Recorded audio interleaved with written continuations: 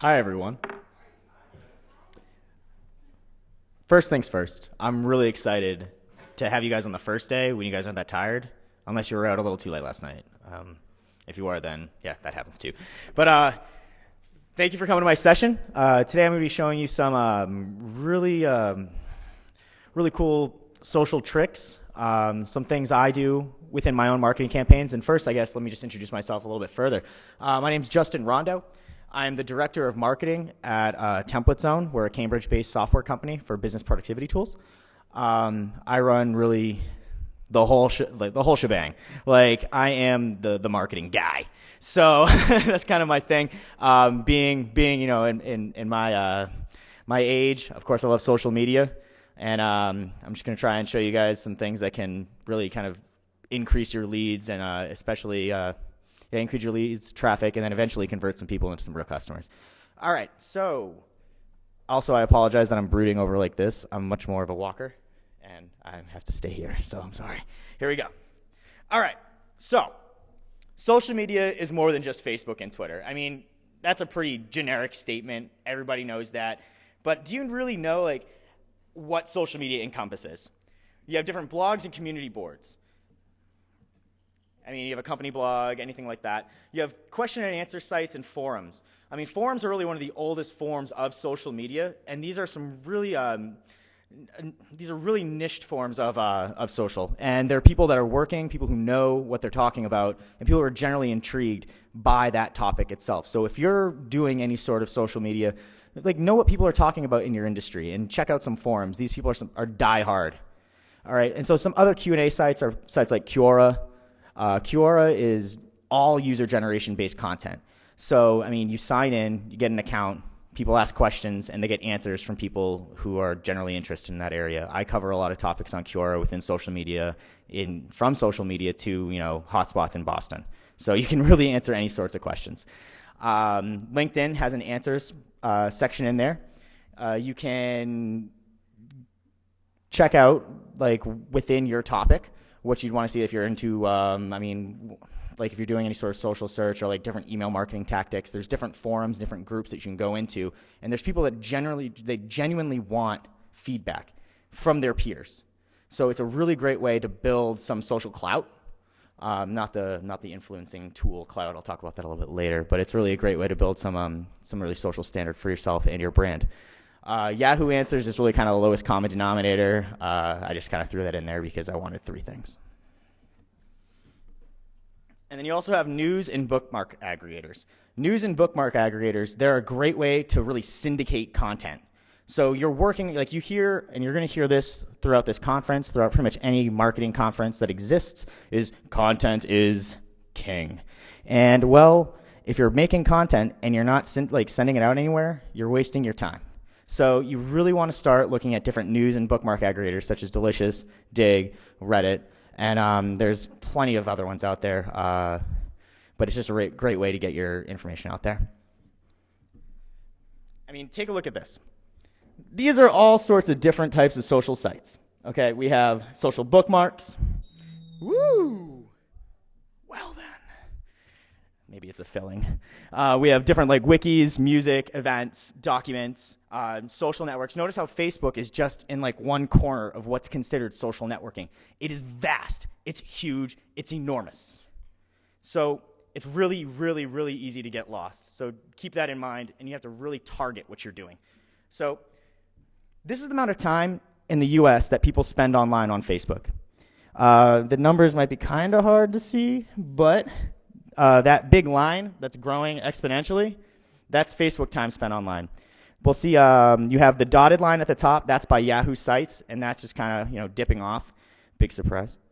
You have Google Sites and then Microsoft Sites. But I think the real thing you have to take a look at here, I mean, we all know that Facebook is kind of a big deal. And nearly 17% of all time spent online in the United States is on Facebook. But look at that growth. In just 2 years, the time spent on Facebook increased by more than 4x. That's insane. People are just going onto Facebook and just divulging all this information. It's a marketer's dream. Grab it. So let's take a look at some social adoption of online consumers. I can hear another voice. All right. That guy has a better presentation. So we have social adoption of online consumers here. And this was done by Forbes and was presented in Paris by a guy whose name I forget. But, so look at the adoption of Europe and the US. Europe is the bottom line, and then the top is the United States. 86% of people in the United States that are online consumers are on Facebook. So I guess what I'm trying to say here is your consumers are there. They have all this information there, and you can just really start grabbing it with targeted ads on Facebook, and I'll explain that a little bit later. But here's some other countries and the social adoption there. Germany at 73%, which is I think the lowest there. And the last section I really don't like to count. It's only going by urban data in kind of developing areas and so that data is not really all that great.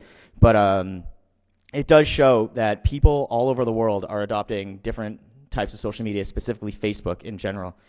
So social media is an integral part of an online consumer's life.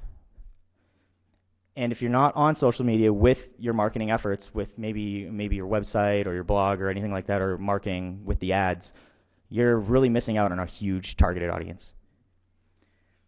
So let's get started on social here. I really just Googled, you got to have goals, and that's the first image that came up, so I picked it. But you have to have goals when you're on social media. You can't just haphazardly start throwing some things out there being like, oh, I want to get all sorts of more money for my company, I'm going to go on Facebook. And it's ridiculous. So when you're putting your goals together, you have to have really three things in mind. You have to have clear goals, measurable goals, and realistic goals. If they're outside of any of these three, you're not going to be doing a whole lot on Facebook or social media in general. You'll be wasting your time. So the data I showed earlier from Forbes was in a presentation about a post-social discussion about how social media in general we're really in a bubble in terms of social networks. You saw earlier on that really big image I had of different types of social media within networks or music or wikis or anything like that. And we're in a huge bubble right now in terms of social media. Everybody's trying to do something with social and mobile apps and things like that. So originally, I wanted to say the question you have to ask yourself when you're developing a social site or developing your social strategy is, what value am I adding to my fans? The real question you should be asking is, am I adding enough value to my fans? So you want to be able to start integrating all sorts of different ways for you to have your fans share things, or like for example, Facebook has always been updating their website, constantly. If you look at, I remember seeing a screenshot of the first Facebook UI back when they launched it when it was just for colleges. And compared to now, it's unbelievable. But they slowly changed and added more features and more benefits for their users. Twitter just released a new UI as well. And they're letting people, discover more things, focus on yourself. Twitter realizes, and Facebook realizes, that you can't just have these banal social utilities. What you need to be doing is genuinely adding value, and that's why Twitter made that movement. Forbes has predicted that after this bubble collapses for social sites, a lot of the bigger name peripheral social tools that are really just kind of for checking in or anything like that are going to just collapse. What they need to do is they need to integrate with bigger name people and start to add these new features as well. So if you're doing any sort of social network development or any sort of mobile app development, don't ask yourself what value you're adding, but make sure you're adding enough value to your fans and your users. So as I said earlier, we have a lot of stuff going on in social media. It's crazy easy to get lost. Unbelievable. This right here is a checkboard I saw when I was looking up. I Googled how to get started on Facebook. And this is the checklist they gave me for just Facebook. That's a pretty long checklist. And that's just one network? Are you kidding me?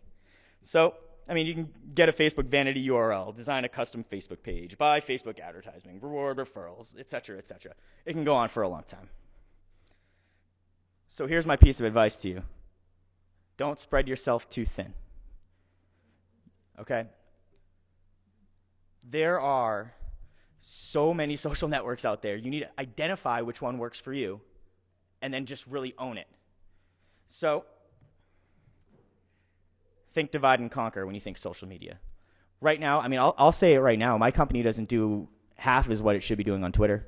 We have a Twitter account, and I wish we did a little bit more. We're focused on Facebook right now. We're trying to build our network there and let things roll out. And then we'll move on to Twitter and set our focus there. Really get yourself situated. And when you're ready to kind of move on after you've really made your mark, then do that. Don't just don't half-ass it. Really, it's simply that. It's as simple as that.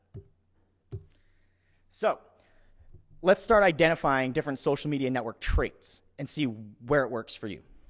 So Facebook is a social connector. It's great for viewing and sharing content. I mean, you can put pictures, videos, just links, and just general inquiries to people that are on Facebook. It's very, very casual, and it's community focused. You really want to start, you don't want to make it just me spitting out information to you. That's not what social media is. People want to feel a connection with your brand. And when you actually have people start putting up like user-generated content, like one idea I'd like to put together is we do template software. I'd want people to actually maybe talk to developers and give a call out to people and say, hey, developers, make a template, post it, and then you'll get advertising on that, and then kind of build out within maybe different payouts as well if people purchase it. So you want to make your content you want users generate as much content as you possibly can. The main reason is you're not making it, so that frees up time for you, and it also builds a community around your brand. LinkedIn is for the pros. It's very professional. It's much more stagnant than most social media, unless you're starting to jump in on, like the questions and answers in there, and you're trying to make a name for yourself there. It's pretty much just like an online resume. You can follow different people's feeds, but most of those are in tandem with Twitter feeds or other social networks. So LinkedIn's one of those social networks you can build yourself, your personal brand there within your resume, and just other groups that you're involved in. And you can kind of, as much as I don't want to say just leave it, but that's one that you can kind of set and kind of forget. But I definitely recommend obviously checking back on it like at least weekly. But it's really much more stagnant. You're not getting that sort of kind of customer inquiry, different sorts of interactions there that you would be on something like Facebook or Twitter. You have Google Plus, and this is a niche knowledge base and social search. I actually read an amazing article, and if at the end, give me your business card, and I can send you this article. It's about how Google Plus is ruining search. It's a really great article, and it really doesn't. My personal feeling about Google Plus, I don't like it, but you have to use it because, and what this article points out is it's not that Google Plus is bad or anything, but it's like why you should be pissed you have to use it because they're really kind of rigging the game. So you do need a Google Plus account. If you have a business online, get one. Like you have to connect them, connect your site. Granted, you can't have vanity URLs, but connect your website to your Google Plus account. There's a lot of benefits in search. I'm not going to go into a huge search topic today, but just do it, get it done, and then read that article I send you, and then you'll be as mad as I am about it. But it's really great for in-depth conversation. It's really, really tech and marketing oriented on Google Plus right now. They haven't been able to really build out to that wide user base of 800 million people that Facebook has, but they're trying, but it's not working so well. It's being implemented in search, as I said, and it's very, very, very tech oriented. And then we have Twitter, which is great for content aggregation and collaboration. So if you're posting content on your blog or you have announcements, it's great to put through Twitter. It's a brief microblog. I mean, that's really all Twitter is. Like you have 140 characters to kind of make a point. There's different tools for tracking your searches with like Bitly or anything you're doing there. But it's really great for like a constant feed of information to your followers. Twitter is really, really great for collaboration. I can't get past this. I take part in a lot of hashtag chats where It's like I have one that's what is it? It's a brand. It's a brand chat, and it meets every week, and it has about like 50 professionals just talking about different types of branding and different topics for the week for an hour, and we're just kind of going through, and you're getting a lot of information for free from people who really know what they're talking about. I mean, again, it's the internet. You have to take it with a grain of salt, but you are getting some great information and some great actionable tips. Look into hashtag chats if you're not doing that already. You can start building more of a following on Twitter because people who are in these chats will start following you as well. But also, you're just going to increase your knowledge about that particular topic that you're talking about. All right. So I talked about divide and conquer because there's a lot of social sites. And I just want to make one more case before I start talking a bit about Facebook. But Facebook accounts for 95% of social networking time in the United States. It is the social media juggernaut. That's the one you should probably be focusing on first. You can do a lot of things with Facebook. You're able to connect with your fans, have marketing messages, target all sorts of target loosely, target really closely an audience. It's really unbelievable. If you've never used Facebook ads, I'd just say just go through the process. If you don't want to spend any money, that's fine. I can understand that. But look at the different targeting capabilities within a Facebook ad. It's unbelievable. You can get people are just giving up this information about their marital status, where they went to school, their age, obviously, gender, like it's amazing. There's a lot of things you can grab. What their interests are. You can specifically target people who are kind of focused on your competitors. Like, I mean, I do a Facebook ad where one of our competitors, if people are fans of their page, it targets them just exclusively because I'm trying to get their business. I know that they're interested with it, like in that industry, they're interested in our vertical, and so, but they're working with somebody else. I want to know why. I want to know who they are, and so I'm able to target them. So, as you can tell, I'm going to talk about Facebook now. Here's what a fan wants. Okay, fans go to your Facebook page. Actually, this is for reasons why U.S. Facebook users have not liked a company on Facebook. So they don't want to be bombarded with messages or ads. That is 54% of people who visit. This is based on this is an exact target survey, and 54% of people do not want to be bombarded with messages or ads. They don't want to give companies access to their profile or information. It's really unbelievable the different type of social signs that exist. If you've ever connected your Facebook account with maybe something like Clout, if you've ever looked at the information you're giving them, it can be kind of scary. There's a lot of friction there. And so if you're building up an application, try and keep the best practices in mind and get the minimal information from people. It's really, I've seen some where if I use their application, it posts on my wall, and I don't want that to happen. Just people don't want that in general. But be cognizant of that, and that's what people are. I mean, 45% of people don't like pages because they don't want that to happen. They don't want things pushed into their news feeds. They don't want companies to contact them through Facebook. They don't see any benefit of it, and that's something that's going to be changing in general. People are going to start seeing the benefit of Facebook, as I've been trying to say. It's a very, very big part of it. Should be a very big part of a marketer's agenda. They don't want to impose their views or interests on their friends. They're indifferent, or they don't understand Facebook, which is the lowest one, which is good because there's a lot of people on there. And this is why people like pages. And I think knowing why people don't like pages is great, but knowing why they like them as well is just as important. They want to gain access to exclusive content like events or sales. 58% of people are connecting with a company because they want that feeling of they want something to include them. They want to be a part of something. They want to be a part of your brand. They want to receive discounts or promotions. That's also 58%.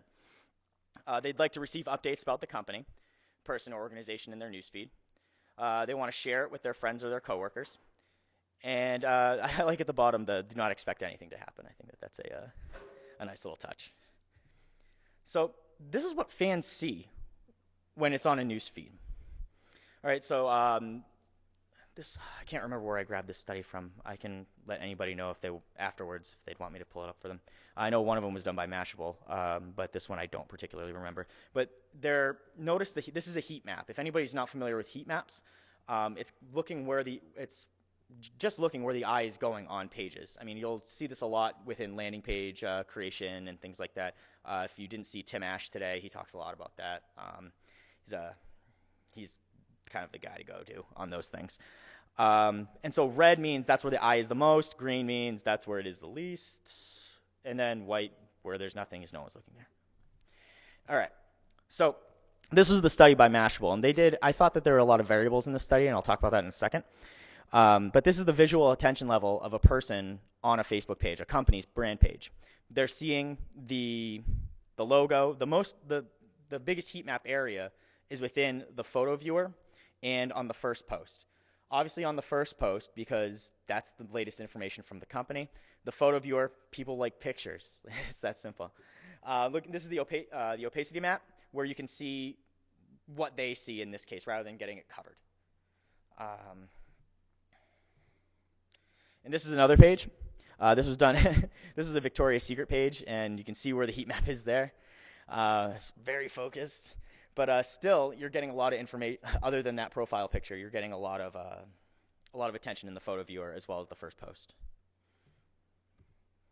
And this is another one with the Skittles, one. In the middle is actually a picture of a guy. He's a pretty funny-looking guy, but he's in there. People like faces on Facebook pages.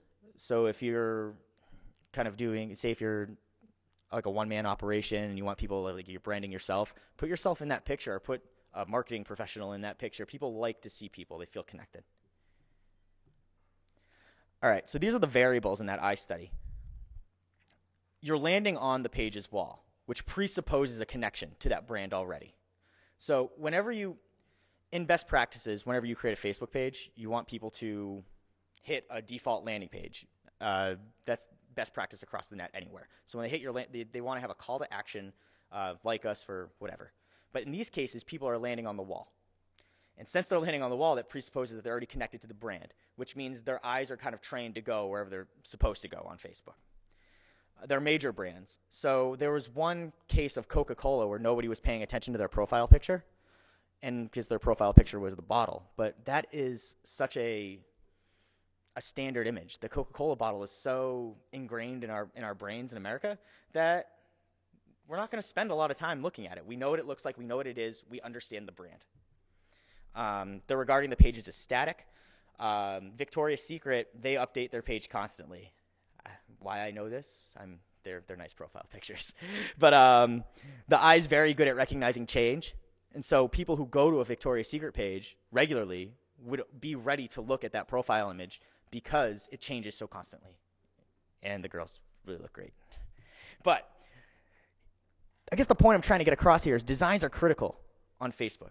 How you set your page up with your profile picture and how you set default landing pages is absolutely critical in getting somebody to like your page and then turn them into a marketable user. All right, take a look at these pages.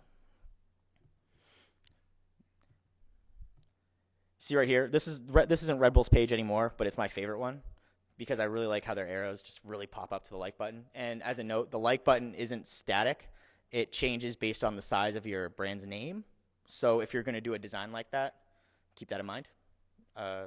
You could end up pointing to somewhere else. This is Coca-Cola's page. They add a lot of different features. Again, remember that question to ask yourself, how much value am I adding to my customers or to my fans? They're making it easy to connect with them on many different levels. And here's Bose. This one still blows my mind. I took this screenshot about a year ago, and it still hasn't changed.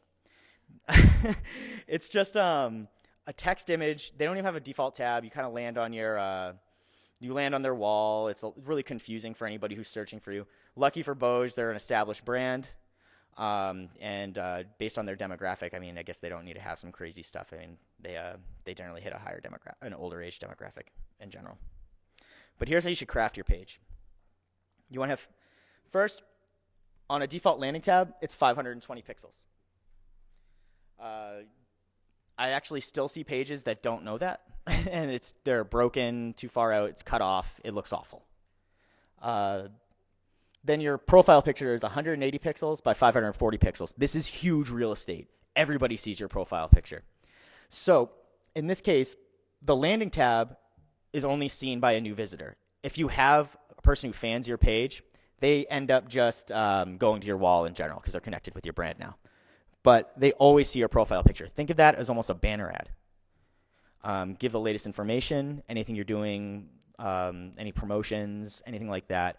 Encourage people within the image to click through and check out some other pages as well. You want to create fan-gated content with a clear call to action. Like, for example, like us for a white paper, like us for a coupon. Remember, exclusive content, exclusive promotions. You need to give that to your users. 58% of people expect it. And obviously an incentive to act. Here's some tools that help create landing tabs.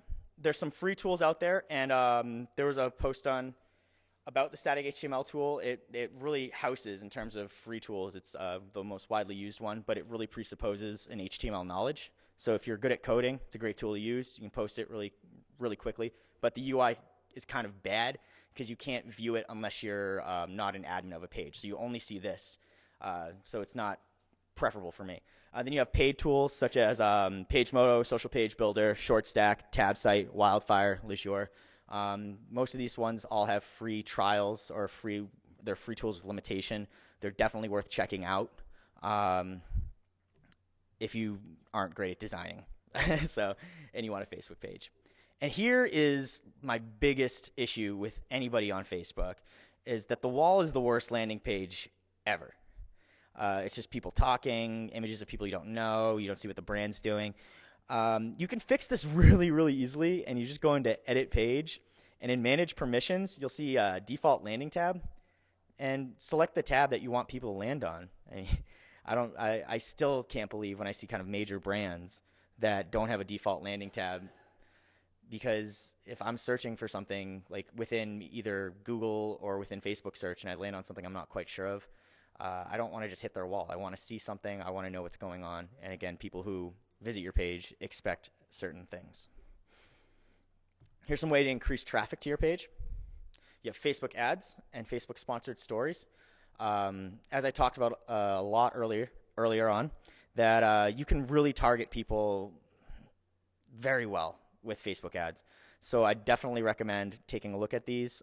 You can have them you can send people to your Facebook page or send them to your website. It's up to you. It depends on what your goals are. Facebook sponsored stories, I'm a huge fan of. I know that's kind of contentious between some marketers, but I like them. You're getting this kind of social understanding of your brand. When I see something like, why do I always pick Yoo-hoo? But whenever I see like my friend Robert likes Yoo-hoo, and I'm like, oh hey, Robert likes it. Why does he like it so much? And then I click it. You're getting a testimonial from somebody using sponsored stories, but this person doesn't know they're actually giving that testimonial. They've just said it at one point in time that they like Yoo-hoo, and now that brand can target friends of theirs as well. You have social plugins. You can put these on your site. Don't go crazy. You don't want to take away from the general message of your website, but it is good to have social sharing and different social boxes. Originally, you weren't able to, and this is, I think, maybe about 6-8 months ago, you weren't able to actually like a brand from a website, but now you can. So if you're building your brand on Facebook, have a dynamic social like box in there. It just helps out. You're beginning to create that two-way traffic between your website and your Facebook page, and really integrating social within your vision. Here's some Facebook ads best practices. When I was out in New York, my friend Dave right here, actually, he gave a stellar presentation on Facebook pages as well, on Facebook marketing. And he showed a study by Shoe Money. I'm not going to go as in depth as he did, but it showed that images are really your biggest asset within your ads. And based on people viewing and why people click, an actual ad is based on the image. So you want to be able to set yourself apart with the different images you use. I know one thing I do is I add a pixel border around my ads of a light color that catches people's eye within there. That's one thing I saw that I've tested that's worked pretty well. But now everybody's doing that, so I have to find a new way to stand out, I guess. I think I have a crying baby as an ad one for now for don't cry over bad fan pages or something like that, and people click it a lot because there's a baby. Go figure. So you have to kind of think of what people want to click, what people want to see, and then build your ads that way as well. But don't forget about the copy. So think about the anatomy of your ad's title. You want to have a clear call to action, Facebook tone, keep it casual, and very, very simple. People don't like reading. An anatomy of the body text. Talk about benefits, features. No, like I know you may have put out a product or are selling something that has all these great features, but unless someone knows how they benefit them, it doesn't matter. So push benefits over features always. Keep a consistent call to action that will resonate with the title. So if you're saying, learn about phones, we've got all the phone information you'd want to need. Keep the body text consistent with the ad, and then when you're making a page to land on, make sure that landing page, whether it be your Facebook page or a website, has a tone that resonates with the ad itself. I mean, it's very simple, but this is lost so much. And just add a sense of urgency. Just say maybe last day. You might not mean it. They might not see the ad again, so add some urgency in there. Here's how people view ads and search on Facebook. The area of interest one on the side actually does get seen fairly often. Their eyes are trained at this point. And this goes through just Google search in general of how our eyes work within pages and within search. They've kind of really followed how search works on Google in terms of their layout. And so I added sponsored stories into my campaign prior, and we were just running just regular ads. And we saw a really nice increase once we started adding sponsored stories. I think in most cases they end up being a little bit more expensive, maybe a couple cents per click more, maybe like 10 cents more, but it's definitely worth it. You can add your budget. You just set your budget accordingly, and always test when you're doing these things. Okay, so this is what I like to look at as fan cycle and social reach. So you have a fan who visits your page. That fan then likes the page. They interact with your page by a comment or like. Then the people and this is the real important part, is the people within that fan's network. So you have fan A who liked a photo your brand put up. So fan A's friends then begin to see this. And so that might spike some curiosity. Their fan friends then visits the page, clicking through, and then you repeat 2 through 4. So this is how you start building that. I don't really like using the word viral, but that's kind of how you build that viral effect of people coming to your page and you growing organically. And apparently I can't use Excel. All right. So it's a bigger image of this social reach. And your design, and this is, again, crucial. Design is crucial on Facebook pages. Your design generates what I like to call a micro-conversion.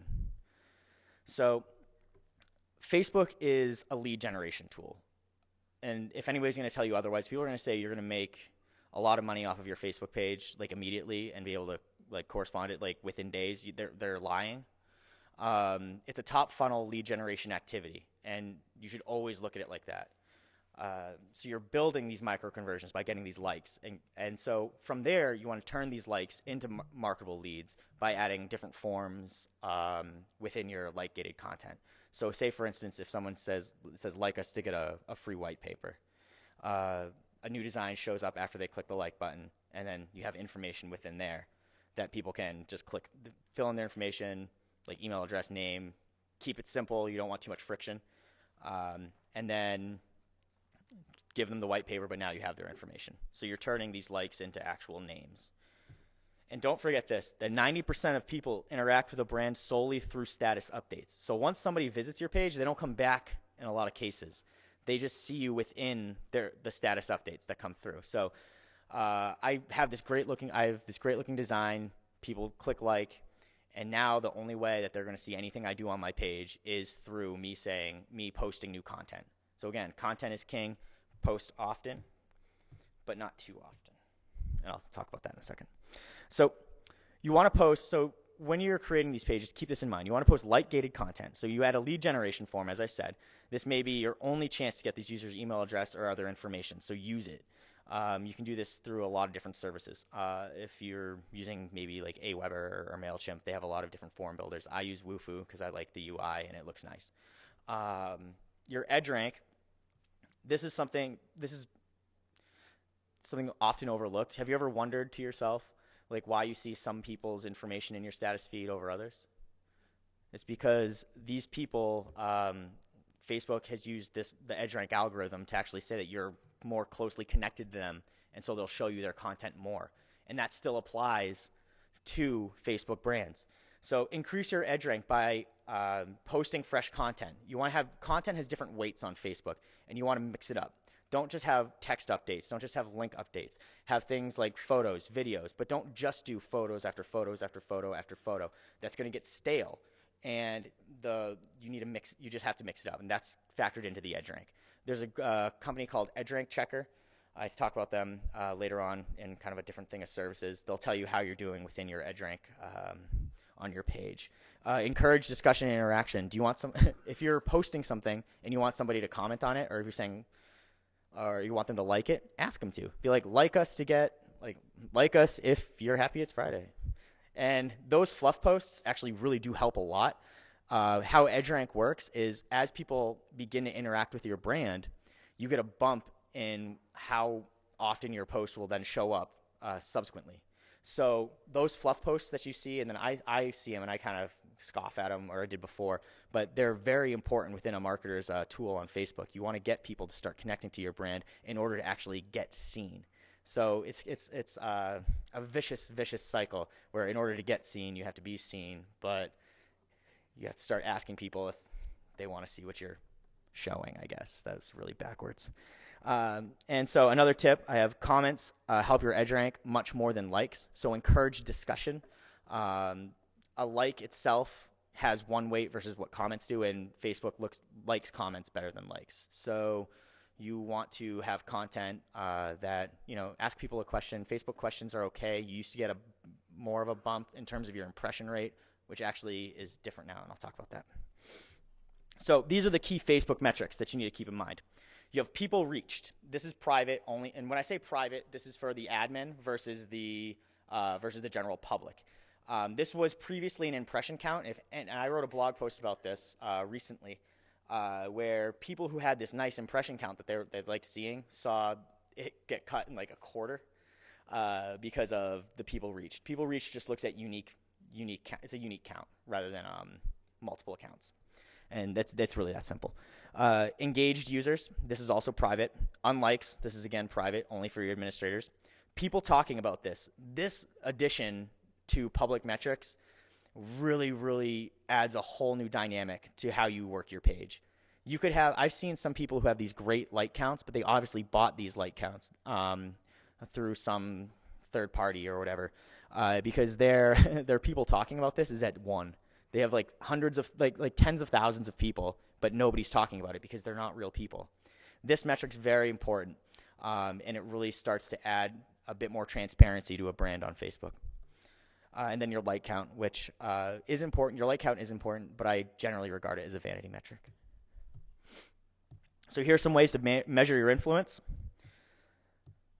You have all sorts of different tools you can use, and whenever you have particular goals, like on Facebook, you want to be able to measure it. So you have Facebook Insights, which is okay. Crowd Booster, EdgeRank Checker, Social Bakers.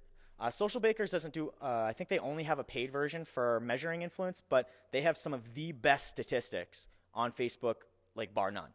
I definitely recommend going there if you're putting a marketing proposal together for your boss or you just need it for yourself. They have some of the best stats out there.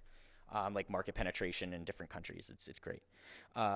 20 Feet and Utilizer. 20 Feet and Crowd Booster are both free for a few accounts. Like you can manage maybe 3 accounts, I believe, with Crowd Booster, and it looks at your impression rate, people who have interacted with your brand, and it's not just Facebook with Crowd Booster. It's also Twitter. So you can really look at how things are going within your social efforts, as well as you can automate posts, but that's something I generally steer away from. And then here's another thing, influence. This is this is what 2012 is going to be, other than kind of consolidating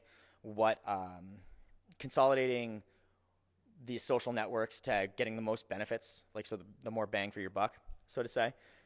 Influence and how people integrate influence online is huge right now. There's a lot of discussion going on between Peer Index, Clout. Cred is pretty new. I think they're still in beta. They might have just gotten out of it, but they're all tools for saying how influential you are online.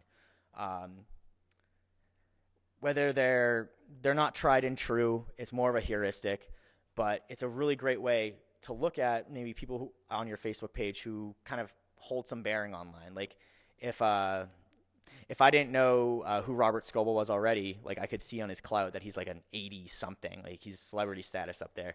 And what he says about technology really does kind of uh, hold a lot of weight to a lot of people. So if he was interacting with my brand, I'd definitely jump up to talk to him a bit more and kind of work with him a bit more. And that's a good way to identify people within your community who can become your real evangelists.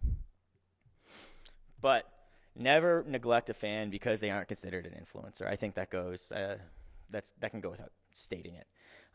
People, if someone's excited about your company and they're reaching out to you, you treat them as if they're like the top influencer in the field because they're showing that they like your brand, they're excited about it, and they want to be a part of the experience. So to recap, remember this long-winded to-do list? I'm going to cut it down. Here's my shortened version just for Facebook. Design a like-gated page with form capabilities that is post-like. So after somebody likes your page, make sure you have a lead generation form in there or some sort of contact form. Post 1 to 2 times a day with fresh content of different types. So you don't want to post too often. That's really the number one reason people will leave brands is if you're on there and you're posting. If you're treating Facebook like Twitter and updating a lot, people are going to drop you. So also, if you have a Twitter account connected to your Facebook account, and every time you tweet, it goes on your Facebook, stop it now. And then if you're not stopping it now, that means everybody in this room doesn't do that. I'm not kidding. It's awful. It's awful for your brand. So if you're doing that, please stop. Increase your fans with ads and social plugins on your site. Track everything and have fun. Social media is a lot of fun. Like I get to spend a lot of my time on Facebook during the day when I'm doing some of my other stuff at work, and I get to connect with some of my customers, see what other people are doing within some of our partners. It's just a lot of fun. You're building a community and a personality around companies and businesses. So keep that in mind. So I mean, just keep it casual and have a lot of fun. So in this case, we've conquered Facebook now. So now it's time for questions. And I love questions because I'm a big social guy. So please ask anything and everything on your mind. Yes. Use this thing. Can you hear me? I can. Okay. So you mentioned something that really I just found out about. I feel like such a neophyte, and that is companies who buy likes, which seems so sleazy to me. So maybe you can, as a devil's advocate, explain why they would do that, and then the pros and cons, and just kind of talk about that a little bit. Okay, yeah. The main reason people would want to buy likes is simply they want to get that social status. Say for instance, if you're a social marketing consultant of all things, and you have a Facebook page that has 2 likes, where's your credibility? So that's where the incentive comes from. They want to have that social influence already. The pros of it is you do get that increased like count, and as I said, I believe that like counts are very much a vanity metric, and with the new people talking about this, you're really starting to it's a bit more transparent as to what companies are doing social correctly. And some of the major cons are in that you're not going to be you're wasting your money. That's the biggest con. Again, Facebook is top funnel lead generation. If no one's coming to your site after just liking it because you bought all these likes, then you're, again, wasting your time and your money. Yes? Could you go to the mic real quick so everybody can hear it? It's right behind you.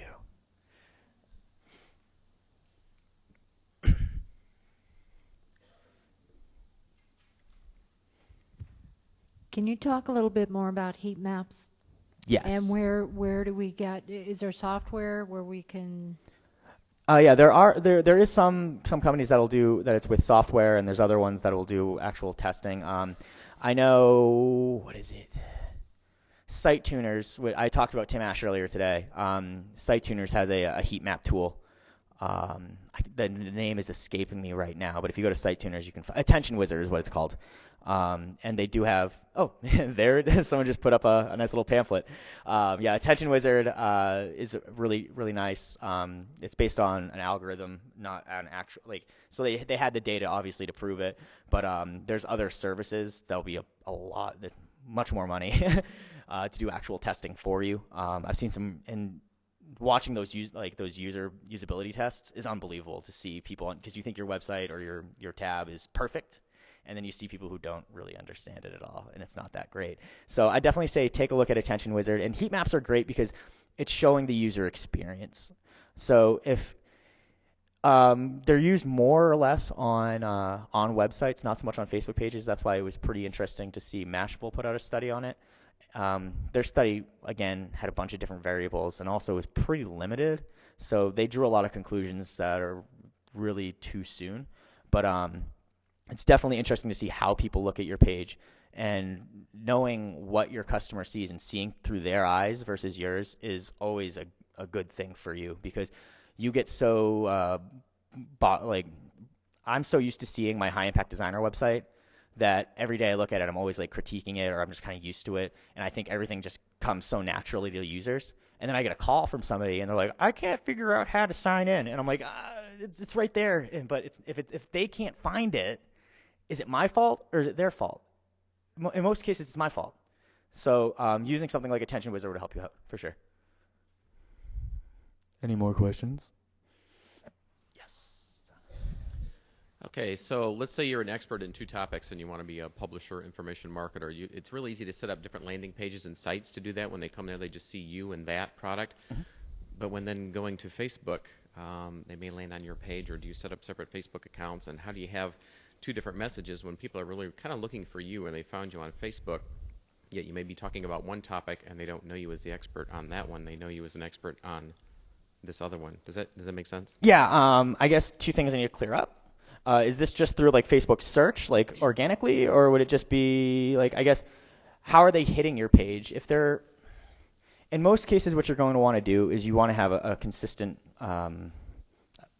just a consistent message that's going on. So say if you're you're an expert in different topics, or you have different products. For us, we had this difficulty when we created the High Impact Designer Facebook page, because that's our platform, but then we have different tools underneath the platform to talk about. Mm-hmm. With paid search, you can make them land on any tab you want. So rather than just having that one general default landing tab, you can have anybody on a paid search land wherever you want them to. Okay, yeah, that was my question. So for Facebook ads, if they're landing on my name, my Facebook page, Mm-hmm. I could have them go to a separate Yep, tab. you can have them to anything you want to do. That I want them directed to. Perfect. Thanks. And as a further note, anytime you're creating a Facebook landing tab, always gear it towards new visitors, because those are the people who are going to be seeing it. So just assume lowest common denominator, that people that are going to see that tab you're creating are new and have never been there before. You talked about sponsored stories a little earlier. Mm-hmm. Could you explain a little bit more about that? Yeah, sure thing. All right. So sponsored stories was rolled out by Facebook about a year ago. It was to add a different level to advertisement and add a more personal level to it.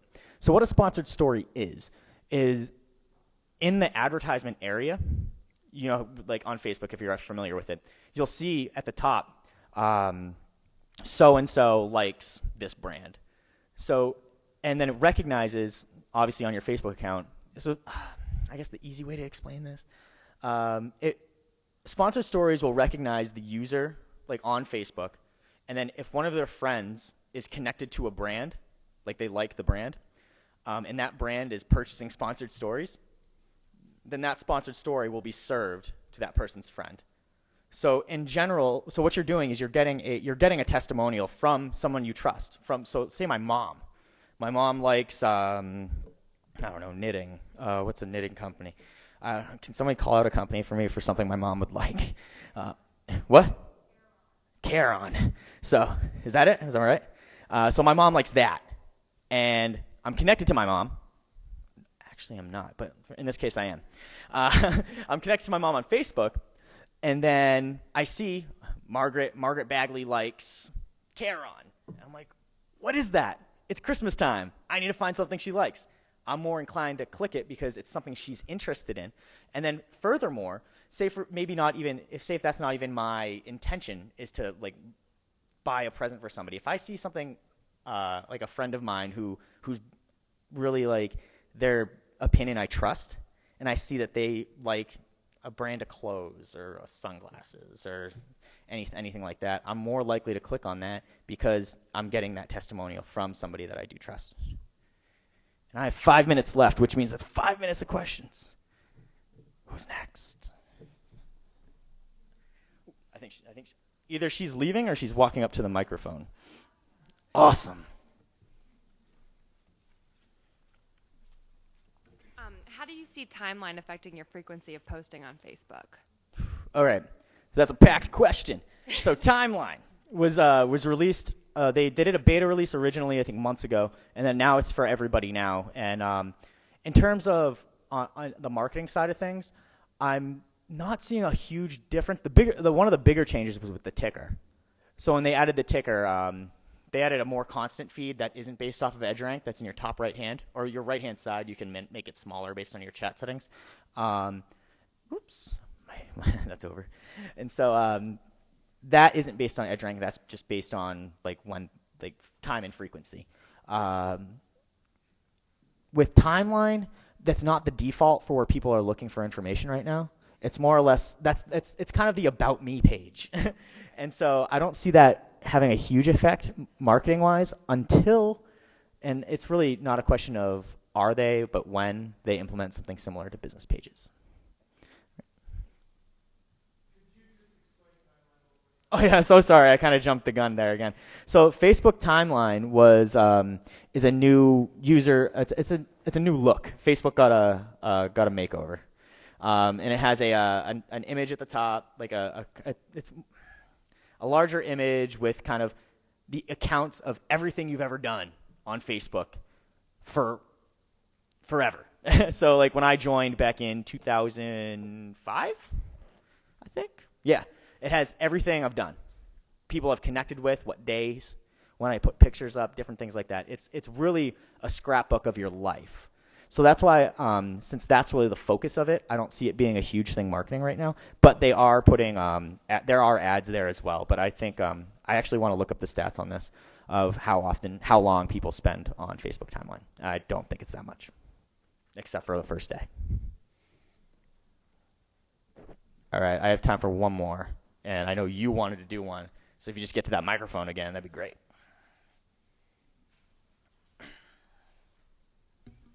This just goes back to the articles, Facebook sponsored articles. Mm-hmm. Are those articles that you find that have already been written, or can you write your own article and have for it sponsored sponsored? stories, what it's going to be is you can there's different types of sponsored stories. There's just liking the brand or maybe liking a post or things like that. If it's for smaller companies and smaller brands, it's better. Your best bet is to do it based on just if a person likes your company. There isn't really a way you can make your own custom message in there just based on how they function. All right. Well, one more question before I sign off.